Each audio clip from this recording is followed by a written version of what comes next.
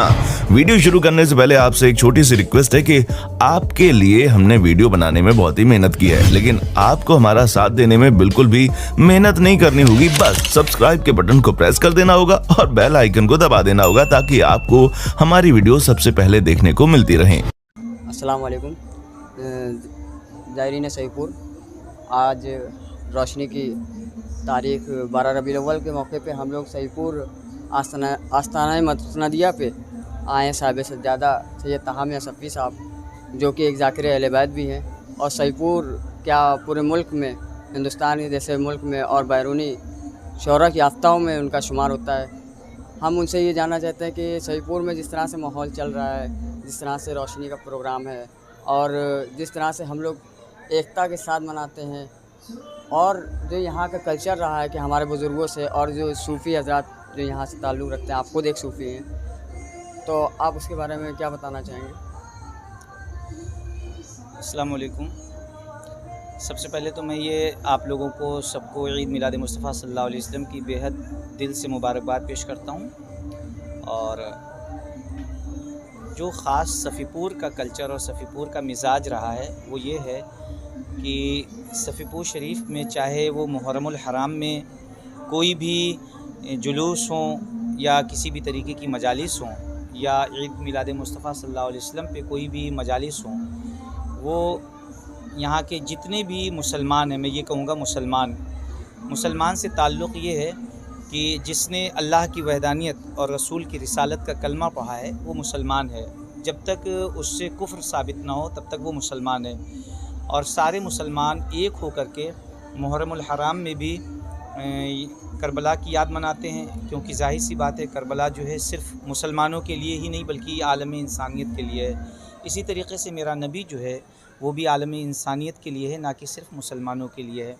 लेकिन दौर हाज़रा में जो आज मिजाज है लोगों का और जिस तरीक़े से लोग जी रहे हैं वो ये है कि जो मैं कर रहा हूँ वो सही है, बाकी जितने हैं वो सब गलत हैं। जबकि सहाबा इकराम का और अहले बैत अतहार का ये मिजाज नहीं था।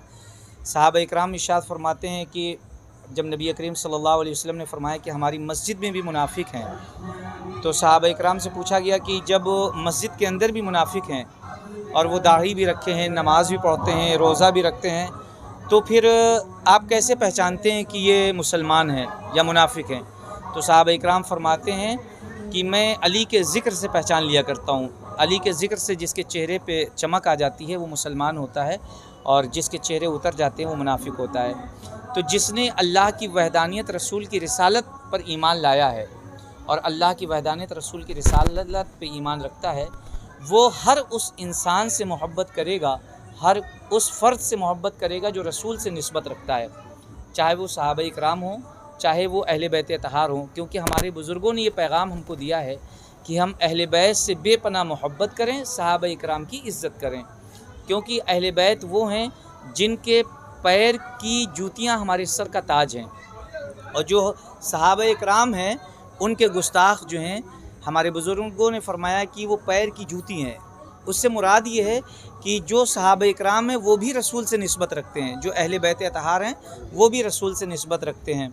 और रसूल आदम सल्लल्लाहु अलैहि वसल्लम ने भी ये पैगाम दिया कि जो मुझसे निस्बत रखते हैं, एक सहाबी हैं हज़रत खालिद बिन वलीद रज़ियल्लाहु ताला अन्हु, जो बहुत जलाली सहाबी थे, तो उन्होंने किसी एक सहाबी से बहुत कड़क आवाज़ में बात कर ली।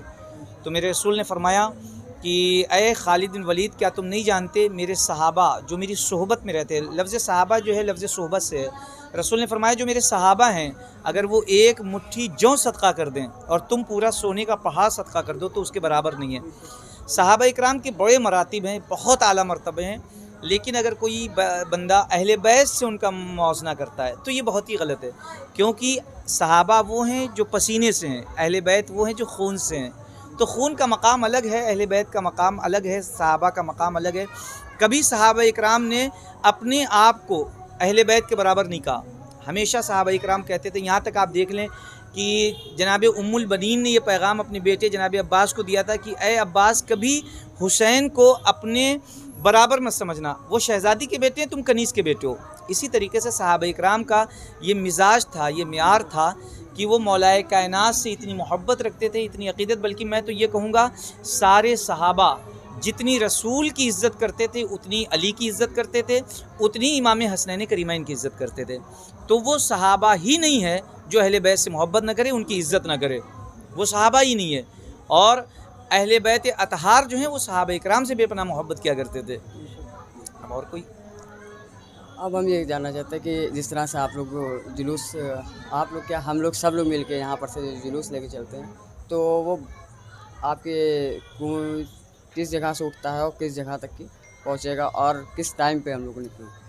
जुलूस मोहम्मदी सल्लल्लाहु अलैहि वसल्लम जो है ये सुबह तकरीबन फ़जर के बाद से शुरुआत होती है, लेकिन तकरीबन 6 बजे करीब वो बड़े इमाम बारगाह से उठता है और पूरे सफ़ीपुर में जो भी पुरानी रिवायत के हिसाब से जो गलियां हैं, जो रास्ते हैं, उनसे होता हुआ फिर इमाम बारगाह में ही पहुंचता है। और सफ़ीपुर के हर तबके के, हर मसलक के, हर मिजाज के लोग इसमें शिरकत करते हैं। और क्यों ना करें, क्योंकि ये उस शख्सियत का और उस बाइसे तख्लीक़ कायनात की विलादत है जिसके सदक़े में पूरी कायनात वजूद में आई है। अब वो चाहे किसी भी मसलक का हो, किसी भी मशरब का हो, किसी भी फ़िरक़े का हो, वो रसूल आदम सल्लल्लाहु अलैहि वसल्लम का तो आशिक है, मोहब्बत करने वाला है, उनका तो उम्मती है। लिहाजा कोई भी हो, विलादत मुस्तफ़ा पे सभी खुश होते हैं, चाहे वो किसी भी फ़िरक़े से ताल्लुक़ रखते हैं। मैं अब ये जानना चाहता हूँ कि जैसे हम लोग को तो पता है कि सफ़ीपुर के हालात और हमारे बुज़ुर्गों का क्या कर्म रहा है और किस तरह से हमारे बुज़ुर्ग उसको लेके चले हैं कि आपसी भाईचारा रहा है। यहाँ पे कोई ना शिया है ना कोई सुन्नी है, सब एक मुसलमान है, इंसानियत के नाते सब लोग एक साथ रहते हैं। तो क्या जिस तरह से हम लोग यहाँ पे देखते हैं, इसी तरह क्या आप हिंदुस्तान के सूबों में इसको क्या पैगाम देना चाहेंगे? सबसे पहली बात तो मैं ये कहूँगा कि जितने भी ये फ़िरक़ा वाराना वारदात होती हैं या जितने भी ये गुस्ताखाना अल्फाज का इस्तेमाल किया जाता है, ये वो लोग करते हैं जो इल्म से बेबहरा हैं, बहुत कोसों दूर हैं। वो किसी भी फ़िरक़े के हों, किसी भी मसलक से, किसी भी मशरब से ताल्लुक़ रखते हों। आज तक मुझे कोई अहले सुन्नत का या अहले तशा का ऐसा आलिम जो मुक़द्दस आलिम हो और जो कुरान व हदीस का इल्म रखता हो, वो किसी भी चाहे वो अहले सुन्नत के मुक़द्दसात हों, चाहे अहले तशा के हों, उनकी तौहीन नहीं करता है। वजह ये कि अगर हम अहले तशा के किसी भी मुक़द्दसात की तौहीन करते हैं तो वो हमारे सबसे ज़्यादा हैं। अगर अहले तशा किसी की करते हैं तो वो भी गलत है, क्योंकि वो उनके हैं। ज़ाहिर सी बात है, जो रसूल का है वो मेरा है। तो जनाब आयतुल्लाह ख़ामनेई साहब ने ख़ुद बिल्कुल खुले लफ्ज़ों में फ़रमाया है कि जितने भी अहले तशा हैं उनको ये चाहिए कि अहले सुन्नत के किसी भी मुक़द्दसात की तौहीन ना करें। अहले सुन्नत के भी उलमा फ़रमाते हैं कि आप किसी की भी तौहीन इसलिए ना करें कि अहले तशा जिसको भी मानते हैं वो मेरे भी हैं। तो आप उनकी तौहीन करेंगे तो आपके पास ईमान ही नहीं बचेगा अगर आप अहले बैत की शान में। तो अब मुझे ये नहीं समझ में आता है कि चाहे वो अहले सुन्नत के लोग हों, चाहे वो अहले तशा के हों, जब वो अपने रहबरों की बात नहीं मान रहे हैं तो किसकी बात मान करके ये फ़िरक़ा वाराना वारदात करते हैं? किस तरीक़े से लोग एक दूसरे पे इस तरीक़े से अंगुशनुमाई करते हैं, मुक़द्दसात की तौहीन करते हैं? क्योंकि अगर आप मुक़द्दसात की तौहीन कर रहे हैं तो इसका मतलब है आप अपने रहनुमाओं की इज़्ज़त नहीं करते हैं। आपके रहनुमा कह रहे हैं कि आप किसी के मुक़द्दसात की तौहीन ना करें, चाहे वो अहले सुन्नत के हों, चाहे अहले तशा के हों। कोई नहीं कहता है कि आप किसी के मुक़द्दसात की तौहीन करें। और यहाँ तक रसूल आदम सल्लल्लाहु अलैहि वसल्लम ने तो फरमाया है कि अगर कोई कुफ़ार हैं, आप उनके मुक़द्दसात की भी तौहीन ना करें, क्योंकि अगर आप किसी के काफिरों के मुक़द्दसात की तौहीन करेंगे तो वो आपके खुदा को बुरा कहेंगे, वो आपके रसूल को बुरा कहेंगे, वो आपके नबी के घराने को बुरा कहेंगे, तो उसके ज़िम्मेदार आप होंगे।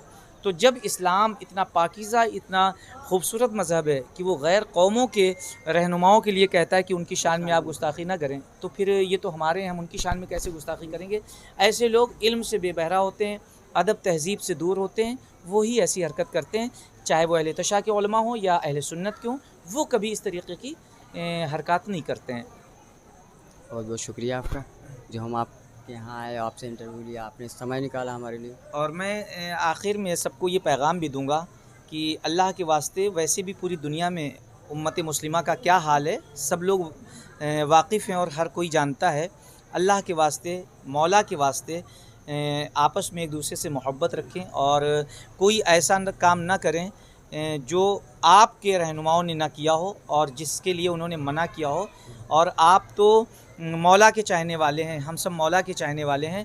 याद रखें कि गालियाँ देना, बुराइयाँ करना ये यजीदियों का तरीक़ा है, हुसैनियों का नहीं है। मौला को गालियाँ दी गई हैं, घराने रसूल को गालियाँ दी गई हैं, घराने रसूल ने गालियाँ सुनी हैं, कभी गालियाँ दी नहीं हैं। तो गालियाँ देना ये यजीदियों का तरीक़ा है, ये कुफ़ारों का तरीक़ा है। गालियाँ सुनना ये रसूल और आले रसूल का तरीक़ा है। तो अगर आप आले रसूल वाले हैं, आप रसूल वाले हैं, तो आप दूसरों को अजियत और तकलीफ़ें ना पहुँचाएँ, गालियाँ न दें, बल्कि अगर आपको कोई गालियाँ दे तो आप मुस्कुरा के सुन लें। अच्छा पैगाम दिया आपने, जो आज आलम इस्लामियत के इंसानियत के हिसाब से देखा जाए तो एक बहुत बड़ा पैगाम है कि जो रहनुमा की बात माने और उसमें इज्तिहाद रखे, वो बहुत बड़ी बात है। कि इस टाइम हम आस्ताना मसनदिया से सईपुर शरीफ से बोल रहे हैं, जो कि ताहम या साहिब सज्जादा जो उनके दौलखाने पे आए, उसके बाद हमने उनसे इंटरव्यू लिया। बहुत बहुत शुक्रिया आपका। फिर इंशाल्लाह मुलाकात होगी।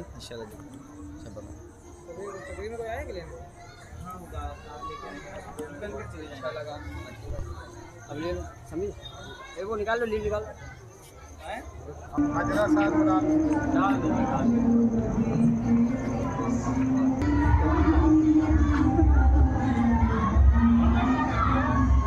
इधर आ रहा है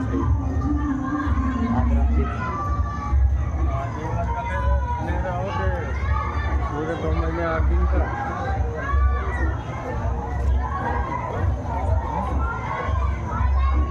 मुबशिर का है। अरे बेटा पानी पिलाओ।